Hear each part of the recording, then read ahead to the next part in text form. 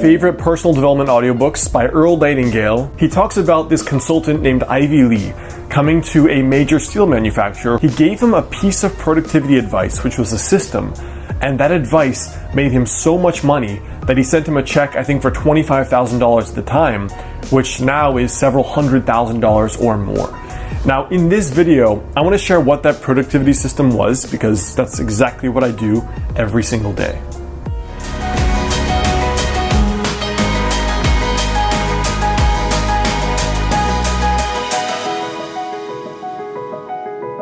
Now, here is how the Ivy productivity method works.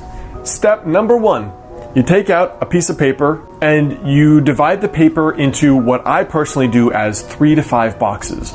So what I like to do is I take out a normal size piece of paper, I fold it up, and then it ends up being about maybe 2 or 3 inches wide by 4 inches long.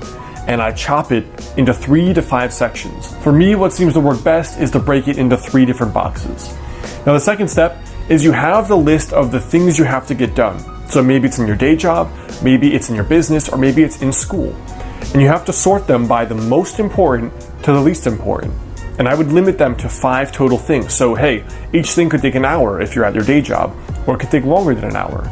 But what I tend to do is you find the most important things you have to do first, and you put them in those boxes, 1, 2, 3, 4, 5. I limit it to 3 again.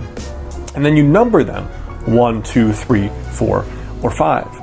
And all you have to do during the day, whether it's school or work or your business, is you start at number 1 and you don't make yourself move on to number 2 until number 1 is finished. So let's say, for example, the first thing I had to do today was I had to write an email to go out to my audience. The second thing was I had to shoot and edit a YouTube video. The third thing was I had to check my email and work on this new project that I'm working on. I don't go on to the video editing process until number 1 is done. And the reason why this system is so genius is because the third step is if you get to the end of the day and you have not finished the list, you don't carry on to the next day. You have to start removing things from your list. And I think there's a brilliance in this simplicity because it's showing you you're not being as productive as you should be, or you're doing too much, which means you're not focusing on the right things to actually get results in school, the results at your job, or the results in your business.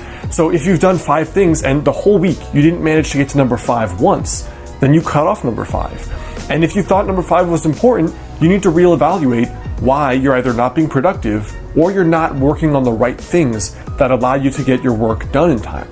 So those are the 2 God questions that come out of this exercise. Am I working on the right things, or am I just doing too many things and I'm not being that productive with my time? And there's a lot of filler where I'm on the internet or I'm just screwing around. So I hope that helps you guys. A super simple exercise. Before you go, I want you to comment there below and let me know for you, what is the best productivity system you've seen work for yourself?